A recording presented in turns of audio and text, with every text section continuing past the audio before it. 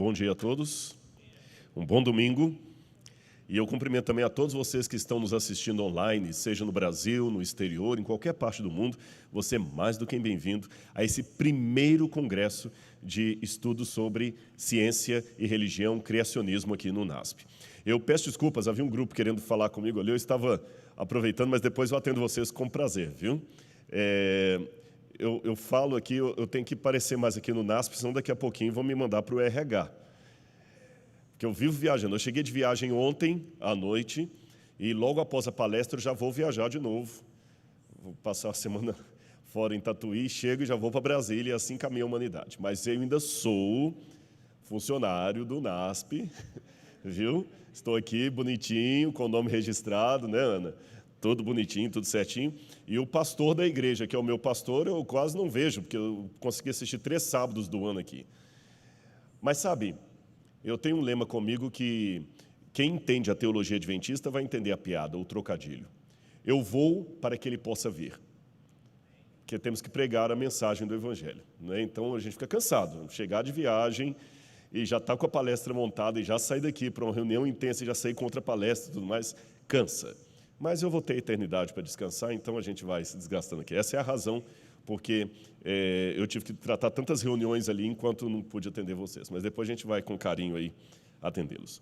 Pessoal, eu cheguei e peguei uma parte da palestra da professora Christie e eu a admiro muito e ela foi um grande ganho para o NASP. Nós somos colegas de estudo lá nos Estados Unidos, na Andrews, e eu apreciei ouvir o pedaço que eu ouvi, que eu não ouvi tudo, e fiquei feliz porque parte do que ela está falando vai entrar direitinho, encaixar direitinho com a minha palestra, como se a gente tivesse combinado de escrever um livro e ela escrever um capítulo e eu dou o capítulo seguinte, tendo um elo com o anterior, vocês entendem? A minha visão vai ser um pouco distinta da dela, não no sentido de discordar da interpretação, mas no sentido do método.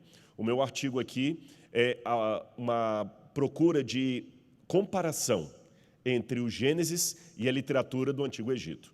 Ela mergulhou no texto hebraico do Gênesis, comparando o Gênesis com o próprio Gênesis, o estilo poético que está ali no hebraico.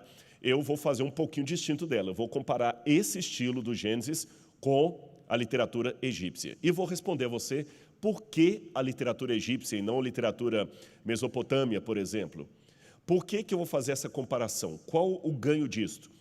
E a intersecção com a mensagem da professora Christie é que ela fez menção 1 ou 2 vezes aqui sobre a questão do método crítico histórico, até que eu vi o professor Naor fazendo uma pergunta, por que alguns tendem a separar Gênesis 1 de Gênesis 2? Então, sem ser repetitivo, eu vou tomar a liberdade de pincelar um pouquinho aquilo como problemático e depois entrar nisso aqui, viu, professor Naor?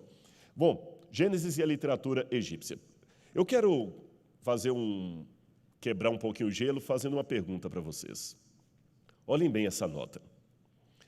Esta nota, desculpa, é verdadeira.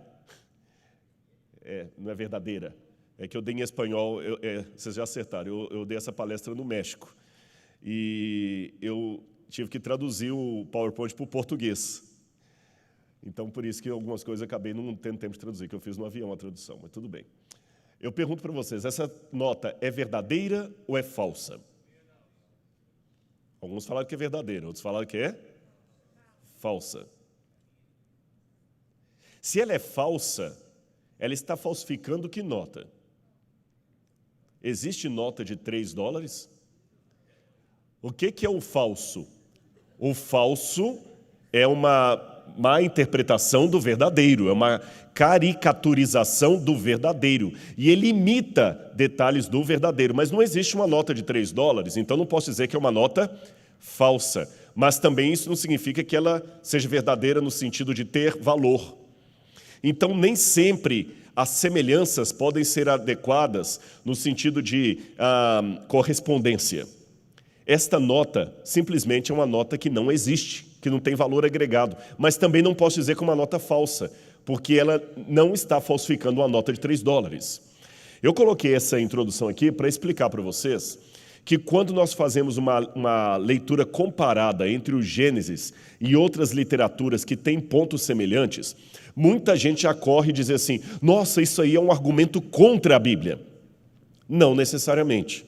Porque se eu partir do pressuposto, por enquanto teórico, porque eu estou falando num ambiente acadêmico, se eu partir do pressuposto teórico que a Bíblia está dizendo a verdade, eu tenho que ter consequências daquela história. Eu vou explicar melhor o que eu quero dizer. Você não pode acusar uma pessoa, agora está falando tanto aí questão de prisão em segunda instância e tudo mais, os advogados falam muito da presunção de inocência. Ou seja, a pessoa é inocente até que se prove contrário. Então, se de repente, ontem aqui no NASP, um carro como o meu atropelou uma menina e fugiu, e eu estou sendo acusado, eu falo com vocês, não, eu não sou o autor desse atropelamento, porque ontem eu estava dando uma palestra em Belo Horizonte. Bom, se eu afirmei que eu estou dando uma palestra em Belo Horizonte, você talvez não tenha como confirmar isso, mas você fala, se o Rodrigo, de fato, deu uma palestra em Belo Horizonte, logo tem de haver pessoas em Belo Horizonte que assistiram essa palestra. Concordam comigo? Se ele estava em Belo Horizonte, e o carro dele estava aqui, então ele deve ter vindo de ônibus ou de avião. Se eu procurar nas companhias aéreas ou de ônibus, eu vou encontrar o nome dele como passageiro vindo de Belo Horizonte para cá. Correto? É a consequência esperada da tese que eu levantei, que eu estava em Belo Horizonte na data de ontem. Da mesma maneira, a Bíblia fala que Deus criou um casal, Adão e Eva, e lhes revelou o seu amor, o seu cuidado, o seu carinho. Se isso for verdade, todos os povos do mundo se originarão de Adão e Eva. Se isso for verdade, é de se esperar que esses povos contem histórias mais ou menos semelhantes a respeito da criação, porque eles ouviram de um ancestral comum chamado Adão. Ficou claro isso para vocês? E se essas histórias forem diferentes, mas tiverem um núcleo central, eu posso falar, são falsificações de uma nota verdadeira que existe. Ou seja, se há falsificação, é porque há o verdadeiro. Ficou claro o meu argumento? Bom, agora a comparação tradicional que muitos teólogos liberais fazem é entre a literatura produzida na Mesopotâmia, especialmente Suméria, Babilônia, Assíria, e os autores bíblicos. E a conclusão que eles chegam é que a Bíblia plagiou esses mitos. Eu poderia falar muito dessa literatura sumeriana. Você tem, por exemplo, o épico do Gilgamesh. Gilgamesh conta que teve um dilúvio que cobriu a terra, conta que os deuses tinham um fruto proibido, uma árvore proibida, que Enkidu acaba sendo tentado a comer. Tem muita semelhança com a Bíblia. Se você pega o épico do Enuma Elish, são 7 tabletes que contam a história da criação do mundo em 7 momentos. E o 6º tablete conta a história da criação de Lulu. Lulu, em sumério, é a palavra para homem. E no 7º tablete, os deuses descansam da sua criação e aí mandam um dilúvio para destruir a terra. A Bíblia também fala que a criação houve em 7 dias, no 6º Deus criou o homem, no 7º descansou, e depois disso Deus mandou um dilúvio para destruir a terra. O que os críticos falam? A Bíblia plagiou esses mitos. Só que isso aí faz parte de uma teoria chamada, de um método histórico-crítico que trabalha com a hipótese documentária. Quem começou essa hipótese documentária? Eu tenho 2 homens ali, um francês, um alemão, Jean Astruc, que era um médico, teólogo também, e o outro, Wellhausen. Wellhausen, cada um a seu tempo, e Jean Astruc, eles começaram a falar que a Bíblia plagiou essa literatura sumeriana. Daqui a pouquinho eu vou entrar no Egito, só estou dando um preâmbulo para vocês entenderem o problema da hipótese que eles levantam. A Bíblia plagiou esses mitos. Agora, antes que você em casa fale assim, tá bom, a Bíblia plagiou, mas é que esse pessoal não tem fé. A Bíblia é a palavra de Deus. Calma, não seja preconceituoso. Não use falácia para responder a quem você não concorda. Dizer apenas que o outro é um vagabundo, você não está respondendo. Você tem que desmontar o argumento dele, e para desmontar o argumento dele, você tem que conhecer o argumento dele. Então, nos próximos 2 ou 3 minutos, eu vou dar para vocês o argumento que os críticos da Bíblia dão. Então, fiquem tranquilos, eu não estou perdendo a minha fé, mas eu tenho que entender como o outro pensa, até para saber por que ele chegou àquela conclusão e por que eu discordo dele. Então, o que o Jean Struck percebeu e o Wellhausen também percebeu?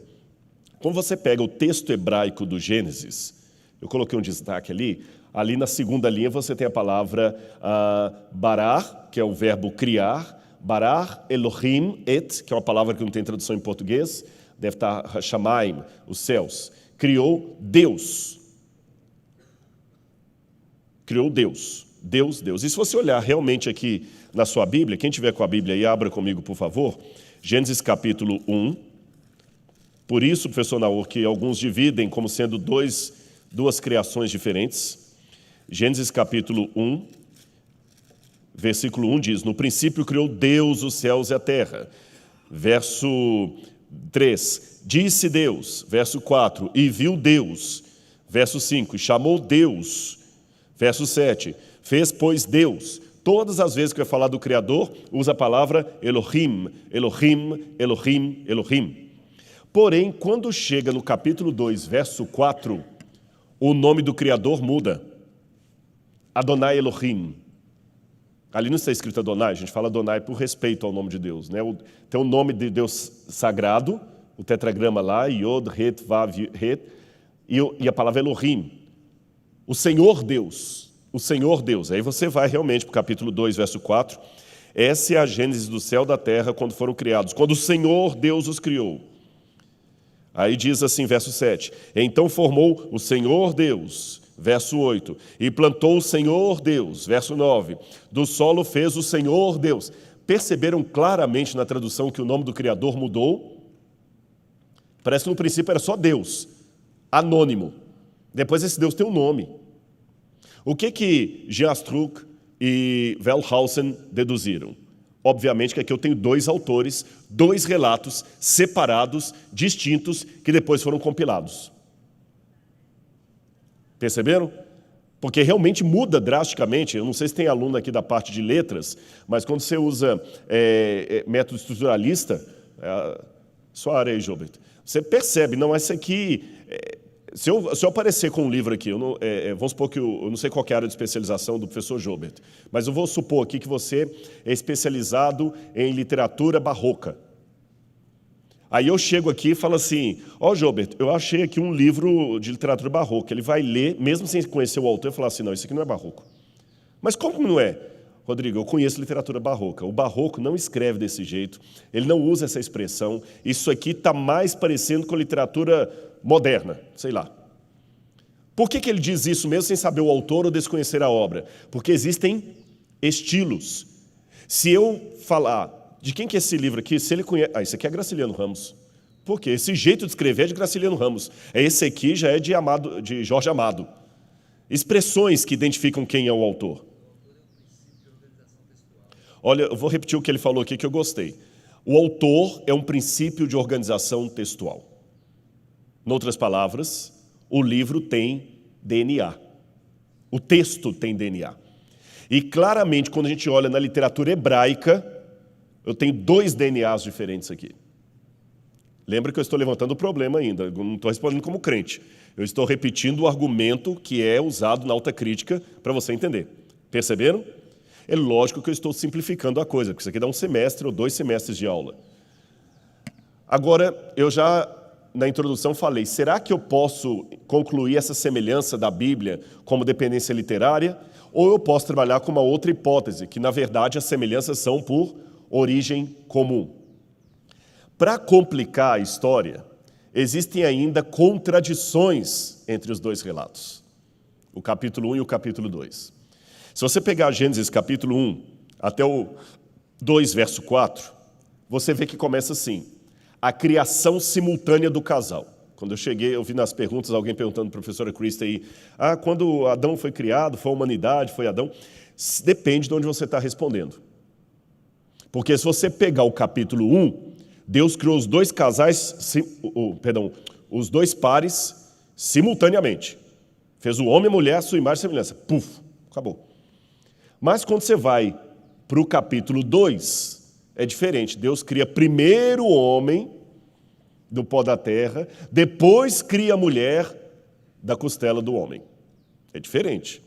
Deus criou os dois ao mesmo tempo, ou criou primeiro o homem, depois a mulher. Quando você vai na primeira parte, Deus cria o céu, a terra e tudo que neles há, e depois cria o ser humano para colocar naquele ambiente. No capítulo 2, verso 4, não. Deus primeiro cria o ser humano, e depois da criação do ser humano é que a terra começa a produzir frutos, plantas. Até fala assim, não havia ser humano ainda para regar a terra e para plantar, então não tinha nada. Parece uma contradição. Deus criou a terra, a planta, os animais antes do ser humano, ou ele criou primeiro o ser humano e depois isso? Número 3. Deus cria o homem à sua imagem e semelhança. Quando você vai para o outro, não tem nada de imagem e semelhança. O homem é feito do pó da terra e a mulher da costela. Quando você vai na primeira parte, Deus dá ao homem todas as ervas e todas as árvores para ele comer indistintamente. Tudo que dá fruto e produz semente você pode comer. Árvores, plantas, ervas. Quando vai para o segundo capítulo, não. O homem não pode comer de toda a árvore, não. Tem uma árvore que ele não pode comer. Ele pode comer de todas ou ele pode comer de todas menos uma? Quando você vai para a primeira parte, no 7º dia Deus descansa. No capítulo 2 não tem nenhuma referência ao 7º dia do descanso. Quando você, pelo contrário, Deus até cria a árvore do conhecimento do bem e do mal. Quando você vai na primeira parte, ao homem é dado domínio sobre toda a natureza. Ele tem domínio sobre tudo. Na segunda, não. Ele tem um domínio limitado. Ele não pode ir aonde tem a árvore do conhecimento do mal e comê-la. São 2 relatos. Se o autor é a organização de uma entidade textual, eu tenho 2 autores aqui.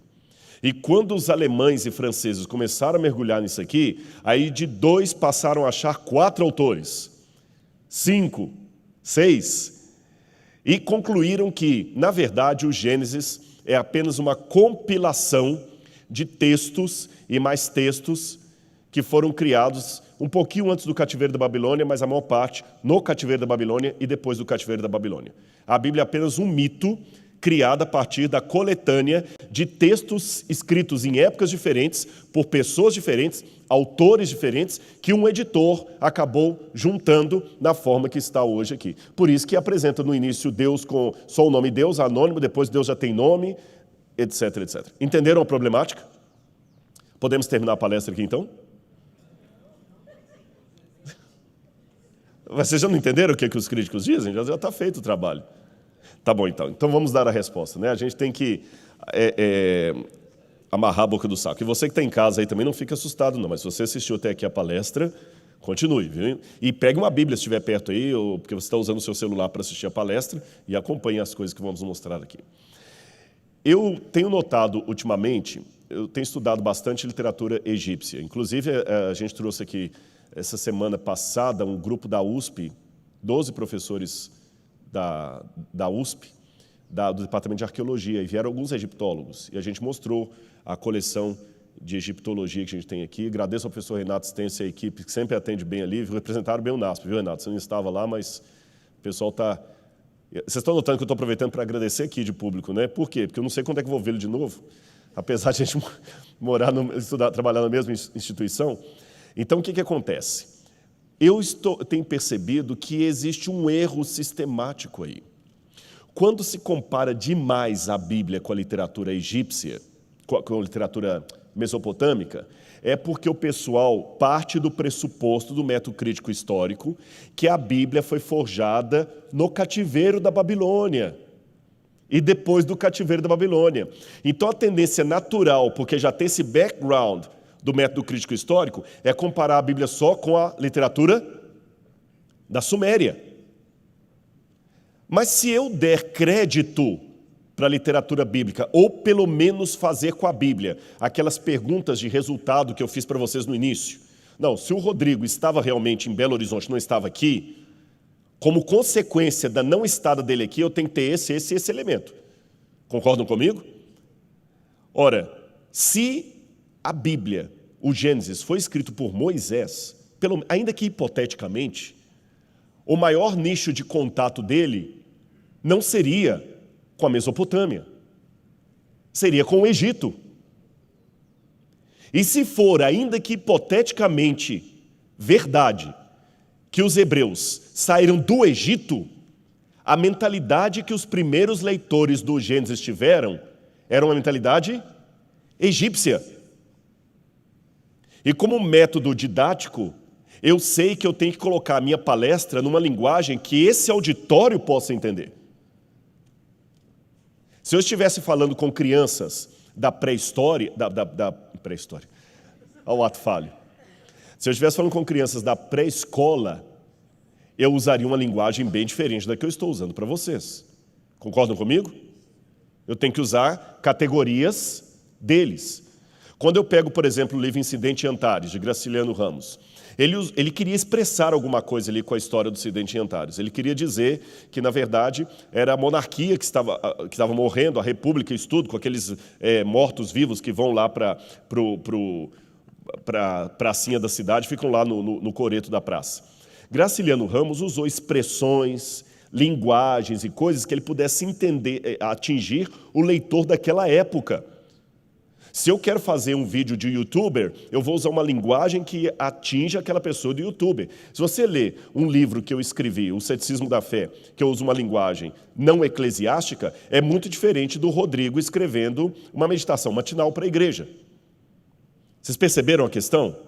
Então, e se o público-alvo de Moisés fossem os egípcios ou os judeus que passaram muito tempo no Egito? Como é que ele se dirigiria a esse povo? Essa pergunta não foi feita pelos críticos. Porque eles já partem do pressuposto que é um mito da Suméria, então ficam comparando só com a literatura sumeriana. Eu falei, peraí, está errado isso. Eu tenho que comparar o Gênesis com a literatura egípcia, porque Moisés estava escrevendo para pessoas que tinham um matiz egípcio, como os hebreus que saíram de lá. E eu notei que eu não estava sozinho, não. Archibald Thomas Sayce, que era um humanista, que depois de estudar a Bíblia através da história e da arqueologia, se tornou um crente na Bíblia, ele observou pela primeira vez que havia paralelismos entre Gênesis 1 e a cosmogonia egípcia de Hermópolis. Ele fala a profundidade caótica, o fôlego movendo sobre as águas, a criação da luz, o surgimento da colina em meio às águas. Infelizmente, esse trabalho foi ignorado nas gerações seguintes. Depois, em 1933, 34, eu encontrei também um livro de um rabino chamado A.S. Yehuda. Ele identificou também várias semelhanças entre Gênesis 1 e 2, outro trabalho também que ficou desconhecido na academia. Cyrus Gordon, em 1982, também mostrou similitudes entre as tradições egípcias. E o mito, por exemplo, do deus Hunum, que era o deus oleiro. E, mais recentemente, James Hoffmeyer também percebeu que havia paralelismos. E eu comecei a fazer uma análise e notei que realmente há. Há paralelismos entre o Gênesis e a história do Egito. Vou dar um exemplo. Esse papiro que a foto está ali é o papiro de Merikari, da 10ª dinastia. É um tratado de sabedoria, século XII a.C. E ele diz assim: uma geração de homens passa para outra, e Deus, que conhece o caráter, se escondeu. Sirva a Deus para que Ele possa fazer o mesmo por você. Deus está ciente de quem o serve. Ele fornece para os homens o gado de Deus, porque Ele fez o céu e a terra de acordo com o seu desejo. Ele colocou limites nas águas, deu o fôlego de vida nos seus narizes, porque são semelhanças daquele que surgiu de sua carne. Olha que interessante. Ele deu fôlego de vida aos narizes. Os fez semelhantes a Ele. E diz que esse Deus se ocultou. Perceberam a semelhança? Mas deixe-me falar uma coisa aqui sobre método, antes de continuar. Eu não posso aqui cair no erro agora que o pessoal da Autocrítica caiu e acabar chegando à mesma conclusão. Eles dizem que a Bíblia é um plágio da mitologia suméria. Aí eu agora faço esse estudo e descubro que a Bíblia é um plágio da literatura egípcia. Eu mostro que não é. E daqui a pouco eu vou mostrar a vocês por que não é plágio. Mas, ao mesmo tempo que eu digo que a Bíblia não é plágio, estou dando spoiler aqui da conclusão.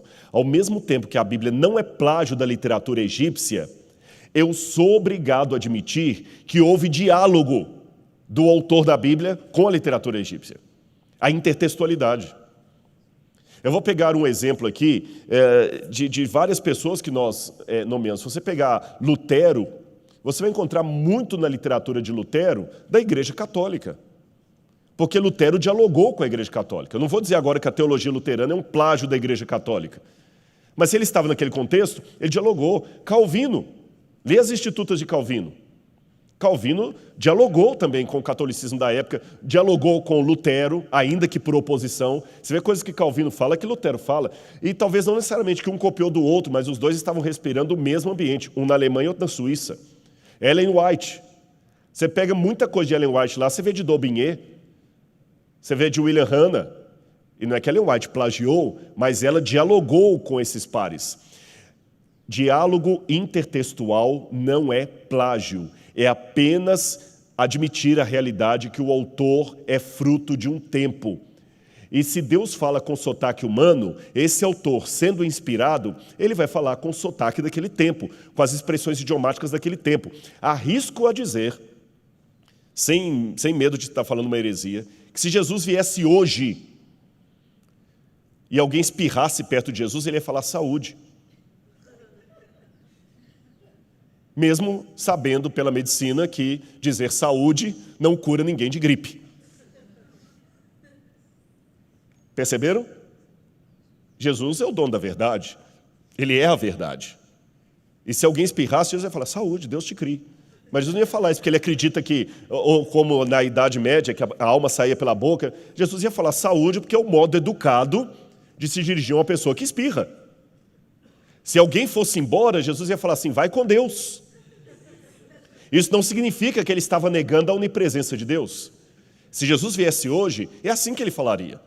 Se Jesus viesse hoje e nascesse no Nordeste, ele ia falar, oxe! Perceberam? Repito, diálogo intertextual não é plágio, não é anulação da inspiração divina. É apenas a admissão que aquele livro foi escrito dentro daquele contexto e que haverá semelhanças e discordâncias. Então vamos continuar. Quando você estuda a literatura egípcia, você descobre que a primeira dificuldade com as cosmogonias egípcias, ou seja, com os relatos da criação egípcios, é que eles não são unificados. São vários. E tem pelo menos 4 centros de adoração egípcia. Você tinha Heliópolis, que era a cidade de Om, para os egípcios. Você tinha Mênfis, você tinha Hermópolis e tinha Tebas. E cada uma desses centros culticos produzia o seu relato da criação. E às vezes eles são um pouquinho contraditórios entre eles. Porém, quando você reúne todos, você percebe algumas coisas que lançam luz no Gênesis. A primeira coisa que você percebe, há um caos e o surgimento das terras secas das águas. Esse é o primeiro ponto de unificação de todos os relatos da criação que eu vejo ali. Agora é que eu quero abrir uma notinha de rodapé, professor Marcos Natal. Eu tenho analisado a mitologia da Suméria, do Egito, Babilônia, Pérsia, e de todas essas, eu não me aprofundei muito na mitologia dos índios, da África, com exceção do Egito, mas eu tenho notado que, sem exceção, todos eles colocam o seguinte esquema. Primeiro havia o universo, depois vieram os deuses. Os deuses são fruto do universo. Havia um universo caótico que, letra A, ou existia eternamente, ou se autoproduziu. E depois que esse universo caótico, existindo eternamente, ou se autoproduzindo, gerou vida espontânea, aí surgiu a primeira divindade. E depois dela as outras divindades. A primeira diferença, por isso que eu falo que não pode ser plágio, singular do Gênesis em relação a essas literaturas que eu comparei, é que o Gênesis é o único que inverte a ordem das coisas. No princípio, Deus. Deus antecede o cosmos. Quem é eterno é Deus. O cosmos vem depois dele. Essa é a primeira singularidade do Gênesis. É o único livro da literatura passada que coloca Deus antes do cosmos, ou das forças siderais. Segunda coisa que eu observo. Quando eu leio os textos egípcios, os sumérios, os babilônios, eu, como acadêmico, estou dizendo, isso é mitologia. Mas quando eu leio Richard Dawkins, ou Stephen Hawking, dizendo, o universo sempre existiu, ou o universo se autogerou, e Deus foi uma criação humana posterior, eu estou dizendo, vocês que estão plagiando os mitos. Porque o que a teoria da evolução das espécies hoje coloca é um decalque perfeito do que eu encontro na mitologia passada. Porque a mitologia passada dizia que havia forças cósmicas siderais, eternas, ou que se autogeraram, e que a vida também gerou nessas forças cósmicas de maneira espontânea, e Deus surge depois. E é justamente isso que dizem muitos cosmólogos, muitos físicos hoje. Havia forças siderais eternas, ou que se autogeraram do nada, e a vida se autogerou espontaneamente. Então, desculpe-me, do ponto de vista literário, professor Joubert, eu não posso falar que a Bíblia é um mito. Eu tenho que dizer que a evolução das espécies que é um mito. Porque a Bíblia não parece com os mitos. Quem parece com os mitos é a proposta da evolução sem Deus. Ficou clara essa comparação que eu fiz aqui? Outra coisa que eu noto, esse aqui para mim foi o suprassumo da descoberta. Há geralmente dois relatos da criação. Um geral, onde a criação do homem quase não recebe muita atenção, ela é só mencionada, mas... E um outro detalhado, que foca a criação do homem. É como se eu falasse assim, o NASP tinha muitos cursos. Começou como uma escola há 30 anos, acho que é 30 anos, e começou com um curso de pedagogia, letras e teologia, depois veio o curso de jornalismo, depois veio o curso disso, e veio outro curso, e hoje o NASP tem 6 mil alunos, e Rodrigo também estuda aqui no NASP, e tudo mais, e tudo mais. Agora eu vou contar a vida do Rodrigo no NASP. Rodrigo chegou para estudar aqui no NASP no ano tal, estudou a tal, fez tal coisa, participou dessa dificuldade, tudo e tal. O que eu fiz aqui? Eu dei primeiro uma história do quadro geral do NASP, para depois eu pensar um aluno do NASP e focar minha lupa nele. É assim que as literaturas estão. Um resumo. E depois pega um ponto e detalha aquele ponto. Assim que está a literatura egípcia.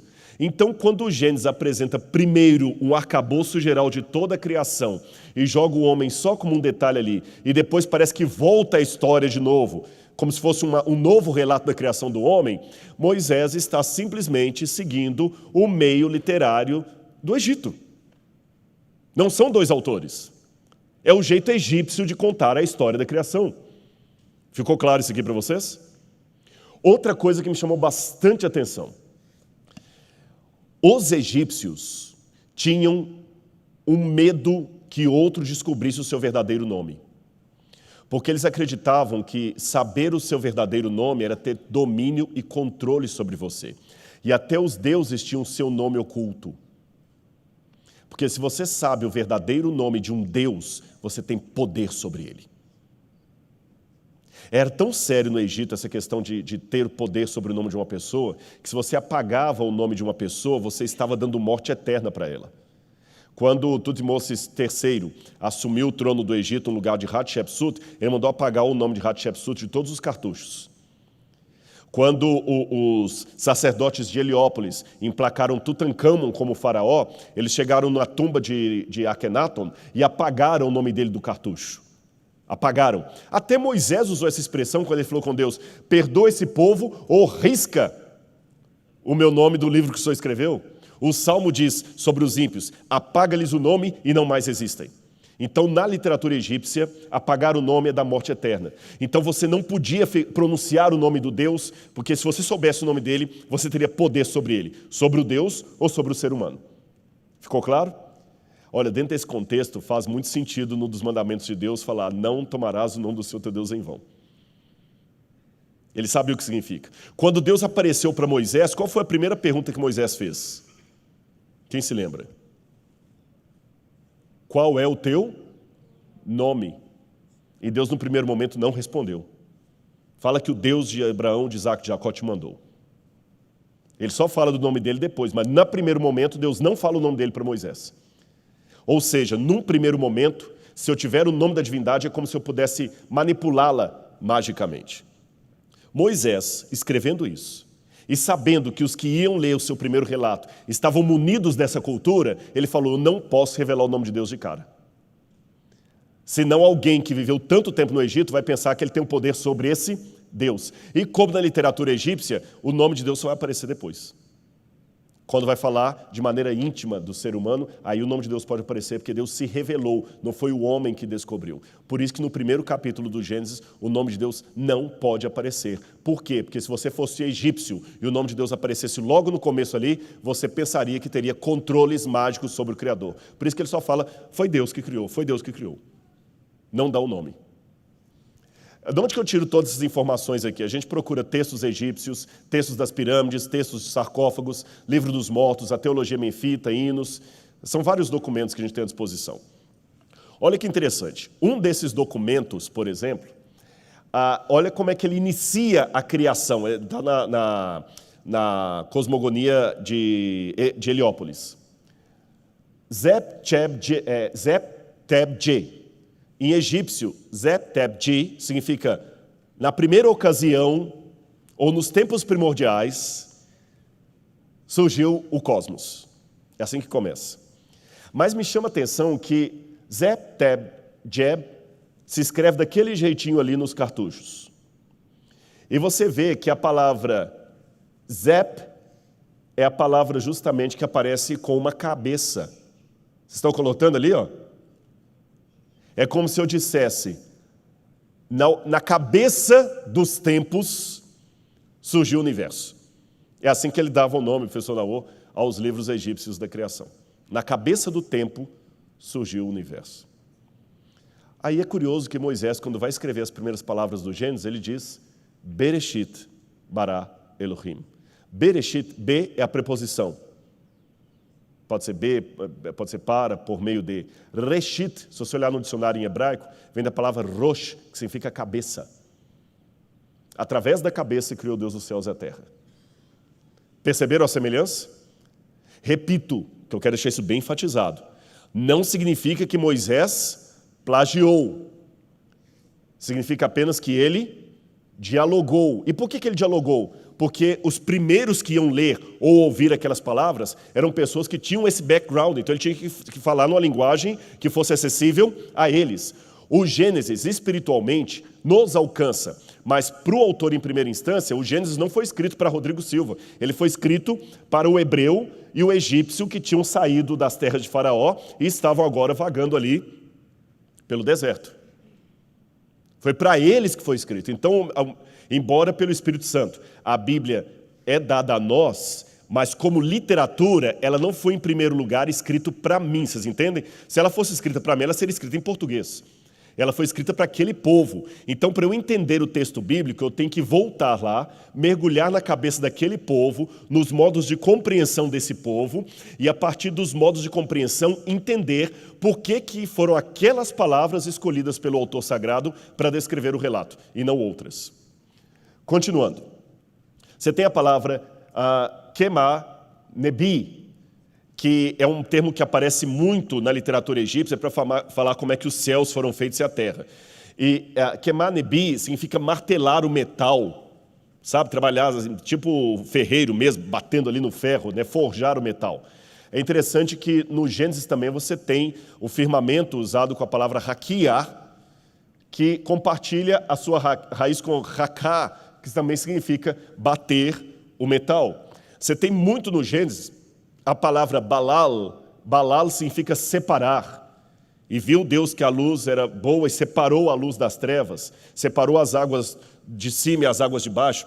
E a mesma ideia de separação aparece no Egito. Por exemplo, quando eles falam da separação do Nut, que é os céus, e do Geb, que é a terra. E separou. Eu vou dar um exemplo de como é que mais ou menos constrói as mitologias. O que diferencia de Heliópolis para Mênfis, para outras ali, é o Deus que aparece no início. E há uma mitologia que coloca, na verdade, é um Deus só, mas que ele tem várias formas. Uma dessas mitologias diz que no princípio havia o nada e o vazio. Ou melhor, na cabeça dos tempos, Zeb, Cheb, lembra? Na cabeça dos tempos havia o nada e o vazio. E no nada e o vazio surgiu um oceano primitivo.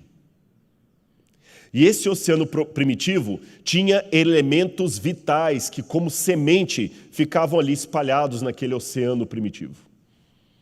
Então, nesse oceano primitivo, surgiu o deus Atom. E quando Atom surgiu do oceano primitivo e ficou ali boiando ou flutuando pelo oceano primitivo, surgiu do oceano primitivo uma montanha. E aí Atom ficou morando nessa montanha. E depois que ele ficou morando nessa montanha, ele ficou se sentindo só e ele criou seus filhos ali. Os filhos dele, então, um dia mergulharam no oceano, ele ficou desesperado, com medo deles se perderem. Quando eles voltaram, eles criaram a humanidade. Aí, como ele não tinha onde colocar a humanidade, ele criou os céus e a terra para colocar a humanidade lá. E separou o céu da terra.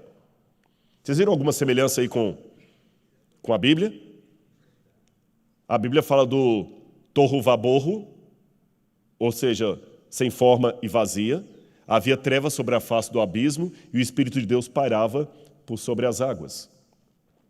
E, como eu falei, esse aqui é um dos documentos. Você tem ali a montanha que surge no meio das águas. Lá em cima você vê duas divindades, a água lá em cima, a montanha que sobe da água, a separação do céu e da terra, aquelas duas bolas. E aí você tem aqui a expressão que fala assim: eu os ergui do Nu. Nu é o nome que dá em egípcio para esse oceano, esse mar abissal do qual surge o primeiro Deus e dele todas as divindades.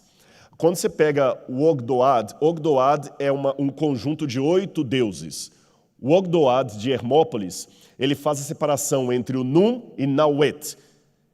Por que ele faz isso? Lembra que eu falei que nesse oceano havia elementos vitais? Esses elementos vitais eram macho e fêmea. Então esses elementos começaram a se unir e produziram seres vivos. E um dos processos de criação da humanidade foi separar. Então ele separou a parte feminina da parte masculina da água, o espaço e o infinito, as trevas, os ventos invisíveis. E no Gênesis você tem, né, o Tehom, que é o oceano profundo, você tem o Tohu Vabohu, que é o sem forma e vazia, você tem o Hosek, que é as trevas, e você tem o Ruach Elohim, que é o Espírito de Deus, o sopro de Deus que parava por sobre as águas. Depois que Atum surge naquela montanha lá, ele cria os 2 filhos dele, Shu e Shefnut. Shu e Shefnut entram nas águas, como eu falei com vocês, e quando eles saem, eles criam a humanidade e separa o Nut, que é os céus, do Get, terra. Faz a separação das águas que estavam em cima, as águas que estavam embaixo. E aí começa a formar os deuses do Egito. Osíris, Ibis, Set, Neftis, Horus, que vem depois, e assim por diante. Bom, já falei com vocês, a novena de Heliópolis são os deuses principais lá. Atum, que é o deus criador, Shu e Tefnu, que seria o ar e a umidade, Geb e Nut, que seria a terra sempre separada, e os deuses egípcios. Agora, em Tebas, você vê essa mesma história, só que ao invés de Atum, eles colocam Amon como sendo o deus criador. Aí depois fala que ele aparece primeiro como Amen, depois como Ptah, depois como Atum, depois como Ré, etc. Agora, olha essa frase aqui em egípcio, em hieroglífico. Ali você tem escrito, Neteru Ha-Rem Ef, que significa, ó grande Deus, cujo nome é desconhecido.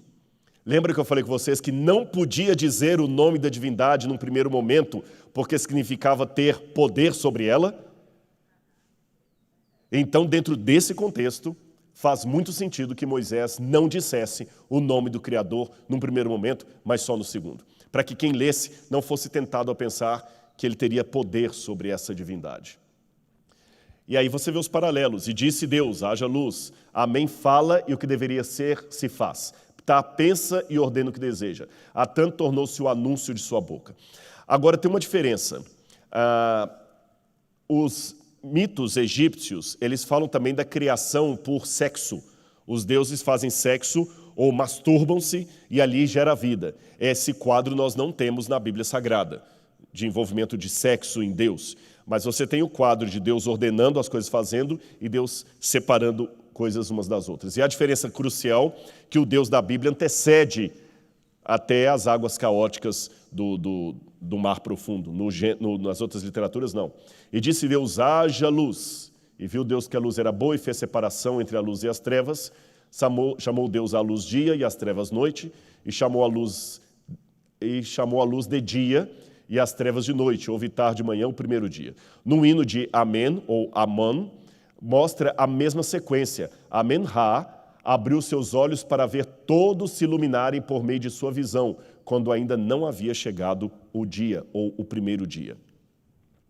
Bom, aqui eu tenho de novo outro texto egípcio. Não havia céu, não havia terra, não havia sido criado as coisas da terra, nem espalhado as coisas no lugar desta. Então aí vem Khepri, que é o outro deus criador para eles. Mais um desenho que os egípcios fazem da criação, da separação da terra e dos céus.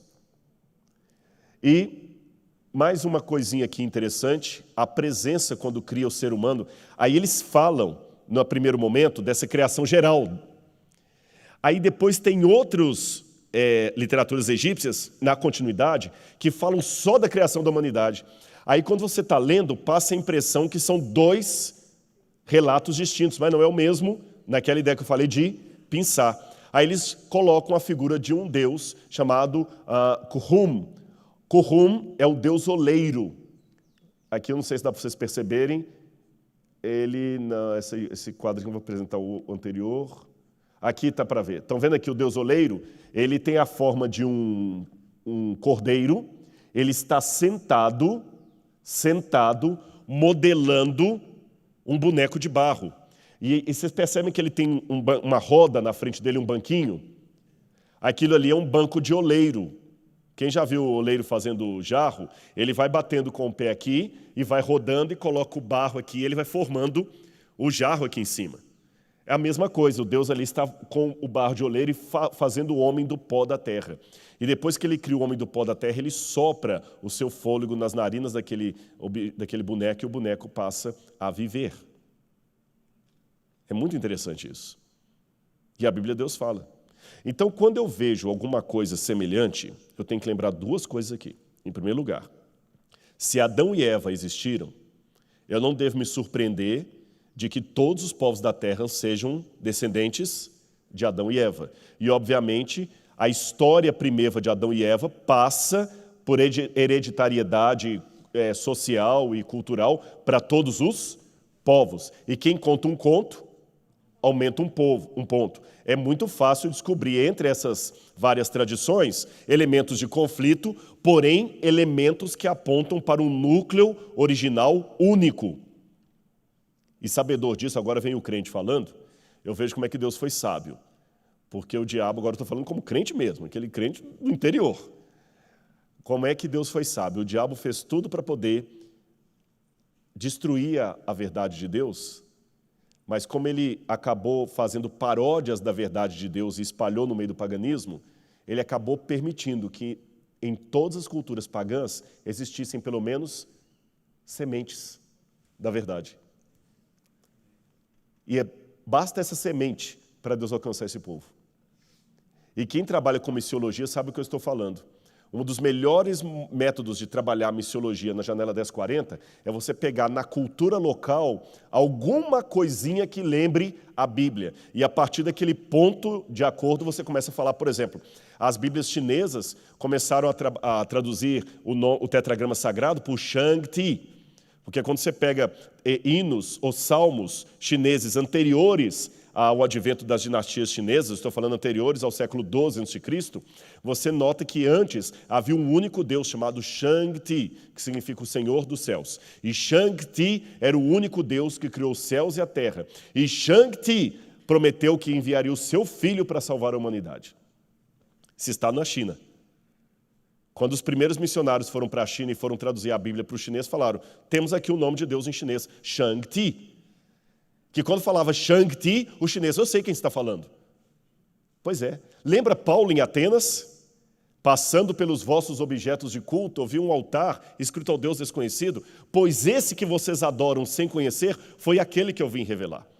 Então, o que o missionário faz com esses povos, ao chegar e pegar pontos em comum, que são pequenas parcelas da verdade que ficaram ali no meio do paganismo dele, e usa isso como ponte, eu também faço isso com a arqueologia e o estudo da Bíblia. Eu vejo essas pontes e não atribuo a plágio do profeta, eu atribuo a diálogo. O profeta também fez a mesma coisa do missionário. Ele pegou aqueles pontos que seriam mais fáceis do povo entender, e através daqueles pontos ele esmiuçou a verdade e corrigiu aquilo que precisava ser corrigido. Por exemplo, que Deus é apenas um e que ele antecede a criação. E como na mitologia egípcia são vários deuses criando cada coisa, ali no Gênesis é só um Deus que faz tudo, ele faz o jardim, faz tudo. Então aquele relato do capítulo 1, professor Naul, que você perguntou, e o capítulo 2, não são uma contradição, é a forma egípcia de contar a história da criação. Por isso que Moisés escreveu assim, se ele fosse brasileiro, mineiro, ele contaria talvez de um outro jeito. Mas como ele era egípcio, ele contou naquelas categorias gramaticais e linguísticas e literárias ali, somente isso.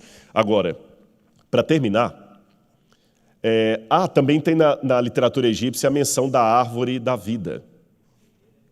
Viu? A árvore da vida. Bom, para terminar minha palestra, que eu não quero cansá-los, é domingo. Eu sou o último a falar aqui, daqui a pouquinho não vai ser mais criacionismo, vai ser criacionismo. Qual a principal diferença que eu poderia pegar entre a Bíblia e a literatura egípcia?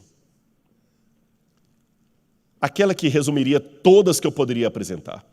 Aquela que eu poderia explicar até para uma criança de 5 anos entender, ou para um ateu da USP também entender. A diferença é simples. Pegue uma cosmogonia egípcia qualquer, traduza para o bom português, publique alguns exemplares e entregue numa penitenciária. Enquanto isto, vá para uma outra penitenciária e imprima o livro do Gênesis, entregue na outra penitenciária. Depois de 1 ano, você volta para ver o resultado e procura descobrir quantos presos deixaram a criminalidade, o uso das drogas, da promiscuidade, da pornografia, da irritabilidade, do ódio, lendo a mitologia grega, e quantos presos deixaram os mesmos crimes porque leram o relato do Gênesis. Se na primeira não houver diferença nenhuma e na outra houver uma igreja funcionando a pleno vapor, você já entendeu a diferença entre os dois relatos. Que Deus abençoe você. Muito obrigado.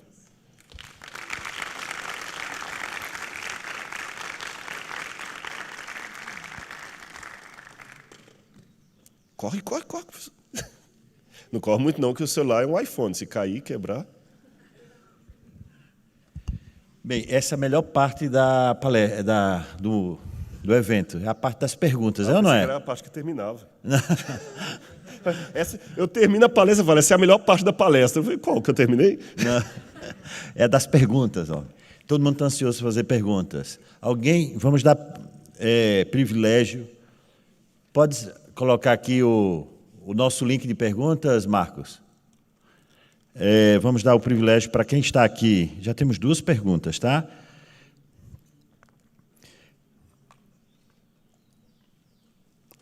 Isso não é uma pergunta, é uma provocação ao orador. Quem tem pergunta, levante a mão. Só para a gente... 1, 2... Mais alguém? Essas 2 pessoas, por favor, sente aqui na frente, por causa do microfone só, tá? Quem mais? Desculpa, aqui, senta aqui pertinho. Vou dar o microfone para vocês, tá? Estamos juntos. Quero me aprofundar mais nestas narrativas. Muito interessantes. Será que o professor Rodrigo tem um livro que unifique estas informações? Isso é uma provocação. É muita coisa que a gente fala, é um queijo feito de várias vacas. Como mineiro, eu tinha que dar um exemplo. Está vendo aí o exemplo? Ó. Como mineiro, eu falei com vocês usando categorias textuais mineirísticas. Né? Mineirês, exatamente. Se eu fosse um baiano, eu falaria, isso aqui é uma água de coco feita de vários cocos. Mas como eu sou mineiro, eu falei, isso aqui é um queijo feito de várias vacas. É uma literatura mais técnica, praticamente não existe nada em português. Tem alguns livros, o Egito Ilustrado, mas aqueles mais técnicos, tem lá do Alan Gardner, que é um que mais estudou egípcio aí, tem a gramática dele, tem os textos das pirâmides, que tem tanto traduzido para o inglês, como você tem os hieróglifos para fazer a tradução ali e fazer exercício quando não tem nada para fazer. Mas em português tem pouca coisa, infelizmente. Então, o que a gente está tentando fazer é assim, hoje você tem duas maneiras de publicar uma ideia. Por escrito, através de um artigo científico ou de um livro, ou através de um vídeo. Então, eu estou colocando através de um vídeo. Já me perguntaram 2 ou 3 vezes, todo esse material vai estar na nossa página, tá bem?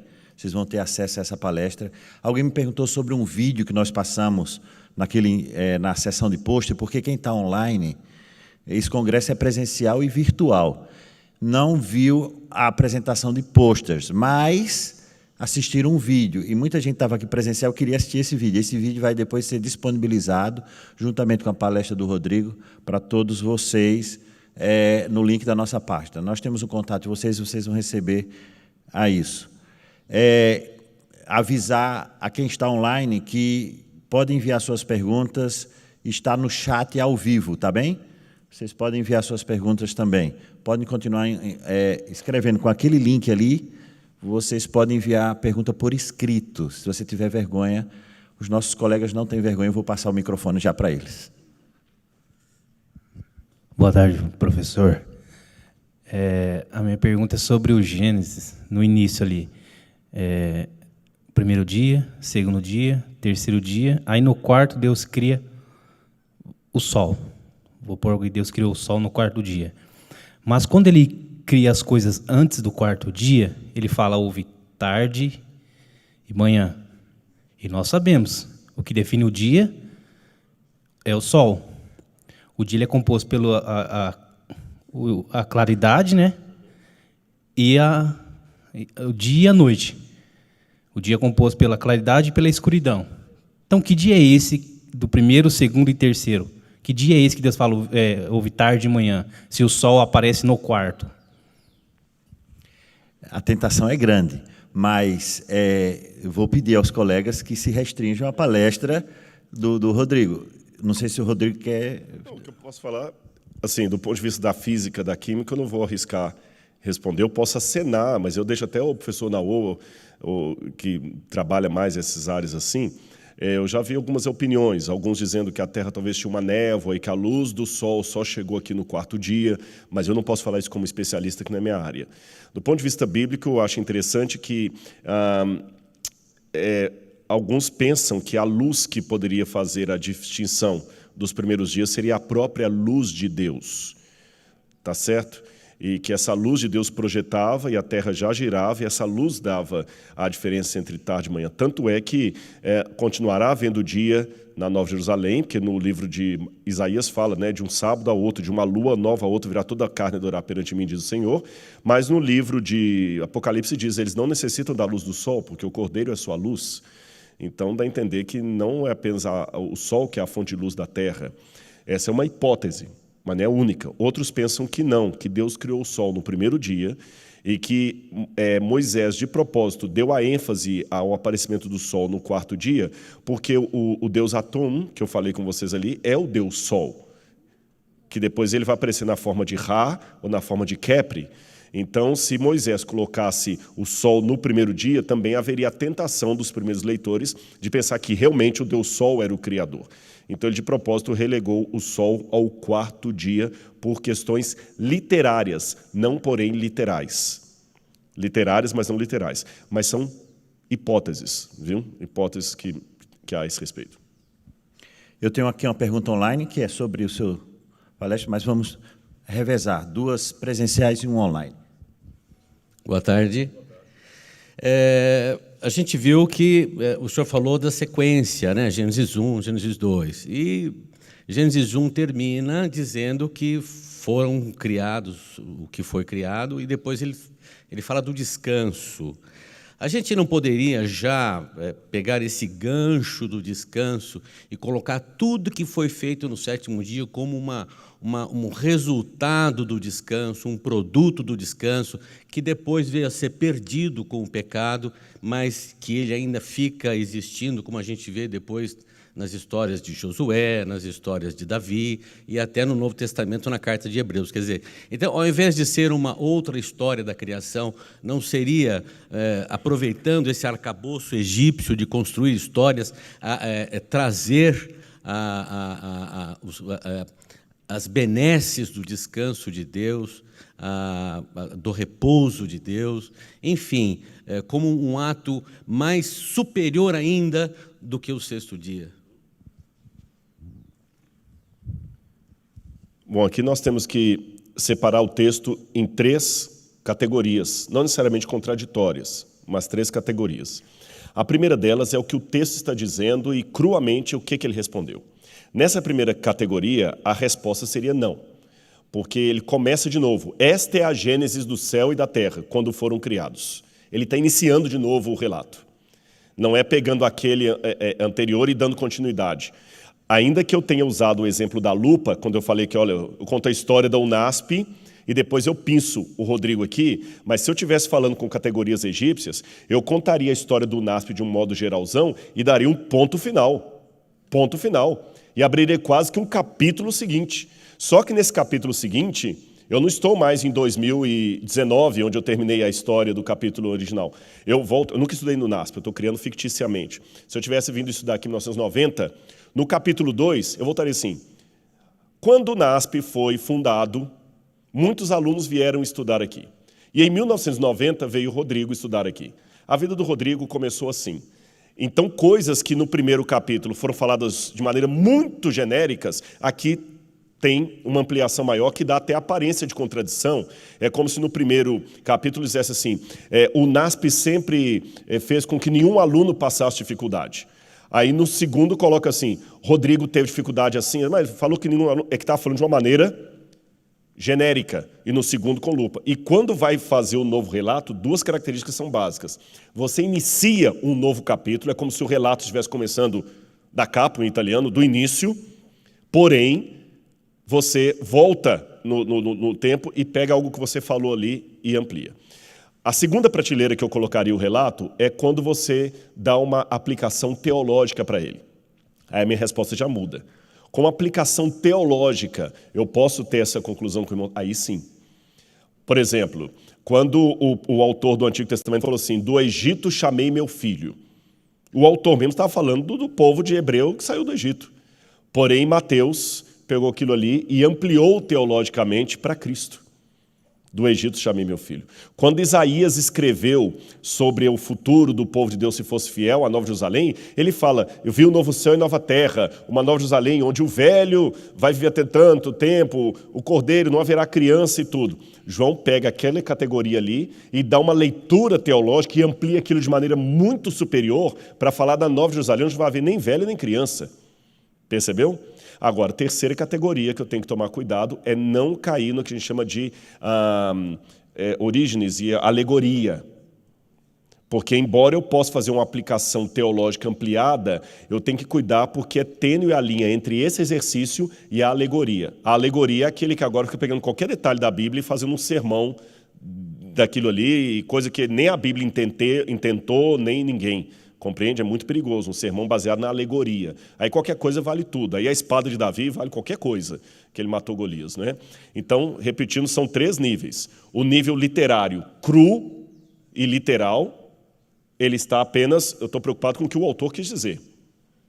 O segundo nível, o nível teológico, quando você lê aquilo a partir do Messias. Os judeus faziam isso. O Novo Testamento fez isso com o Antigo Testamento. A história do povo hebreu já não era só a história do povo hebreu, era o anúncio da vinda do Messias. Né?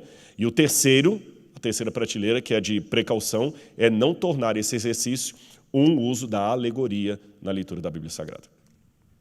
Agora uma pergunta online, depois passo para vocês dois as 2 últimas perguntas. É possível dizer que a literatura egípcia teve influência da tradição oral bíblica, visto que o texto de Moisés surge depois, mas a tradição oral bíblica é mais antiga? Veja bem, para responder essa pergunta, eu tenho que entrar numa questão teológica. Eu, particularmente, não trabalho com a ideia de inspiração como sendo símile de ineditismo. Tá certo? O profeta, para ser inspirado, não precisa ser inédito. A inspiração pode ser até no modo como ele dialoga com as fontes e busca as fontes. Paulo buscava fontes. Paulo cita Arato no discurso dele, ele cita vários outros, Epimênides. Jesus tinha história, a história não vou falar aqui porque daria uma palestra inteira, a parábola do rico e Lázaro existia antes de Jesus. Jesus pegou uma parábola do Egito.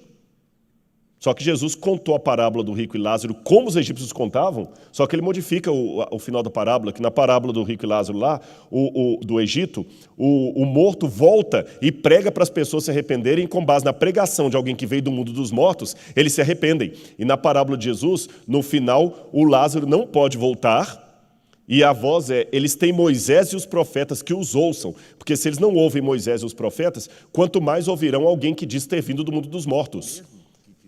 Mesmo que tivesse vindo, ou seja, trocando em miúdos. Eles têm a Bíblia, não precisa de espiritismo para falar, de consultar gente que falou com morto. Se eles não escutam a Bíblia, eles vão escutar a gente que falou com morto, é isso que Jesus está ensinando. Então ele usou uma técnica rabínica, que ele pegou uma fonte e mudou o final dela. Era um estilo da época.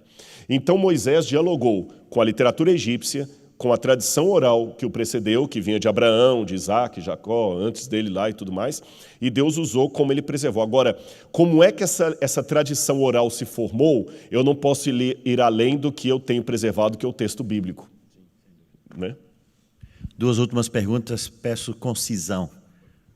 Obrigado. Bom dia. Eu queria saber se já podemos bater martelo naquela parte que Deus falou para Moisés. O nome dele, Eu Sou. Existem outros nomes além desses? Já posso colocar no meu currículo que eu sou o porta-microfone. Porta-microfone, viu? E eu posso colocar no meu currículo que eu tenho a honra de ter um doutor como porta-microfone. Mas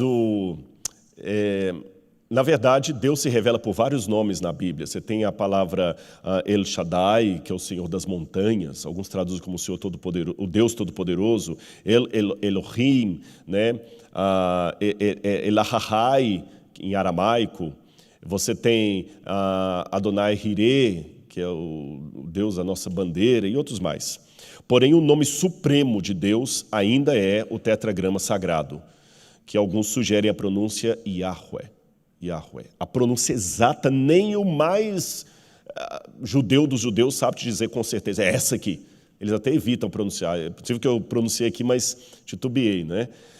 A gente fala mais Hashem, que é o nome, Hashem. Ou então Adonai. Você viu, quando eu li o texto hebraico, eu não falei, eu falei Adonai Elohim, né?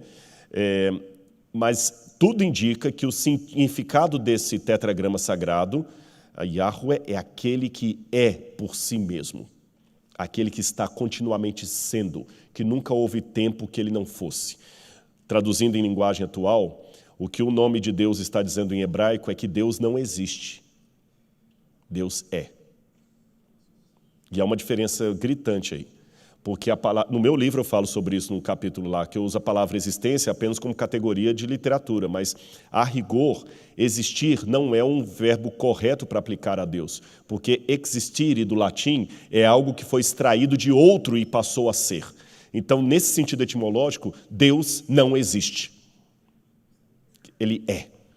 E o nome Deus é esse, aquele que constantemente é. Por isso que no Apocalipse, e ele não somente ele é em movimento. Porque, por exemplo, na literatura grega, você tem um texto de Pausanias, se eu não me engano, onde ele fala de Zeus, ele fala assim, Zeus en estin essetai. Zeus era, é e será. Mas quando você vê o Apocalipse de João, ele não usa a expressão Deus era, é e será. Ele fala assim, aquele que é, que era e que há de vir, é Romai. Ou seja, Deus não apenas existe como um princípio estático, para lembrar lá a escola eleática pré-socrática. Deus existe em movimento, ele se move, e por se mover, ele age e cria. Então, embora ele seja imutável, ele não é imóvel, ele age, ele tem uma categoria própria que só ele possui. Tudo isso está encerrado no livro, no nome Yahweh, ou o nome Hashem, o Deus que sempre é. Bem, a nossa última pergunta. Bom dia, pastor Rodrigo. Só fazer um gracejo, brincadeira. É impressionante como você não perde a capacidade de contar história. Eu era criança em Belo Horizonte, você já contava história. Eu cresci demais. Ô pastor, é o seguinte, você mencionou na sua palestra que se todos vierem, toda a raça humana é descendente de Adão e Eva, então histórias da criação poderiam estar inseridas nos mitos dos outros povos, né? E os missionários, eles usam esses links dos mitos dos outros povos para tentar apresentar a mensagem bíblica, a mensagem do Evangelho. Eu não sei se o senhor saberia me dizer, no nosso contexto latino-americano, no contexto brasileiro, será que os nossos missionários têm feito isso, ou então existem pontos nos mitos relativos à criação, nos povos pré-colombianos, ou então até mesmo nas nossas religiões afrodescendentes, ou então de matriz indígena aqui no Brasil? Existem esses relatos, e os nossos missionários no contexto latino-americano, quando vai dialogar com esses povos indígenas da Amazônia, então descendentes quechuas e aimarás dos incas, ou então os mapuches no Chile e na Argentina, eles têm feito isso? Deixa eu brigar que o doutor está fazendo a tese dele. Já que eu não perdi a ideia de contar a história, eu vou contar duas para terminar aqui e respondo sua pergunta em 1 minuto e a gente vai todo mundo almoçar feliz e satisfeito. Já falou de tese? Diz que uma vez um coelho estava correndo de uma hiena. E a hiena queria pegar o coelho de todo jeito, professor. Sim. Aí, quando o coelho pegou e entrou dentro da toca, assim, a hiena entrou atrás. Quando ela entrou, ela assustou com o que viu. O coelho com um monte de livro aberto assim, uns arquivos em PDF lá, digitando em um óculos fundo de garrafa, e a hiena perguntou: o que você está fazendo? O coelho falou: a minha tese doutoral. Vou defender lá na Universidade de Aveiro. Sim, vai lá. A hiena, o quê? Coelho fazendo PhD? Estou fazendo meu doutorado. E o que você quer defender? Eu quero defender que o coelho é o maior predador do mundo animal. Para com isso, eu vou rir, não, vou rir porque eu sou hiena. Ele falou: quer ver? Está duvidando? Tô. Vem cá comigo, tirou o óculos, vem. Entrou com a hiena dentro de um quarto. Só viu um pedaço da hiena para todo lado, ele limpou o pelinho de sangue, voltou e continuou trabalhando. Com aquele barulho todo, a coruja despertou a curiosidade, entrou e também assustou com o que viu e perguntou: que barulho é esse que aconteceu? Eu acabei com a hiena. Como assim?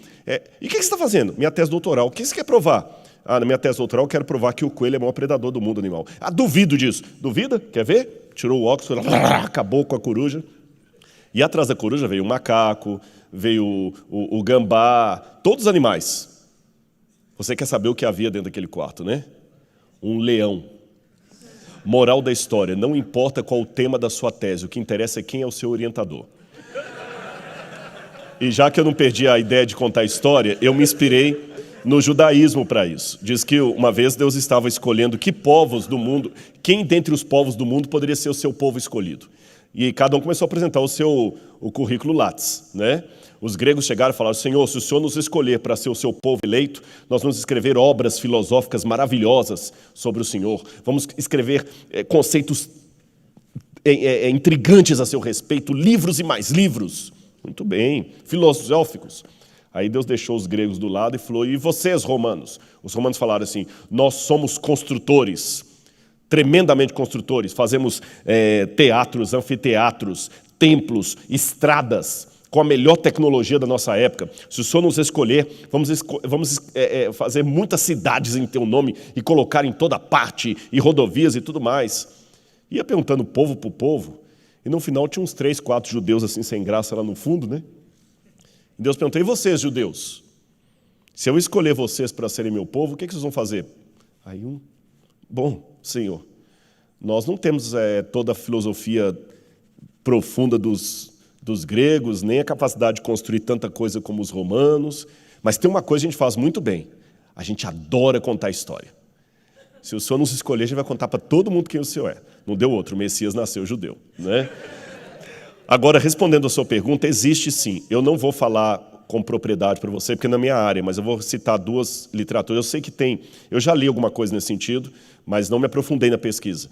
Eu sei que Viracocha, por exemplo, que é um deus muito cultuado aqui em Machu Picchu, Viracocha é um deus que tem muita semelhança da história de Viracocha e o filho de Viracocha que vem libertar a terra com Cristo e tudo mais. Eu sei que entre os astecas eles têm muita coisa lá que Montezuma descobriu e tudo mais. E há 2 livros que eu posso citar. Um foi publicado pela Sociedade Bíblica Brasileira, que é de Guilherme Stein Júnior, que ele fala sobre a cultura tupi-guarani e a Torre de Babel. Eu não lembro agora o título, a pessoa não saiu, que pena, ele saberia dizer. A Torre de Babel... eu sei que ele fala da Torre de Babel e os povos sumérios, e ele menciona um só sobre o tupi-guarani, que o Guilherme Stein... Se você olhar na Sociedade Bíblica Sociedade Criacionista Brasileira, você vai ver esse livro lá.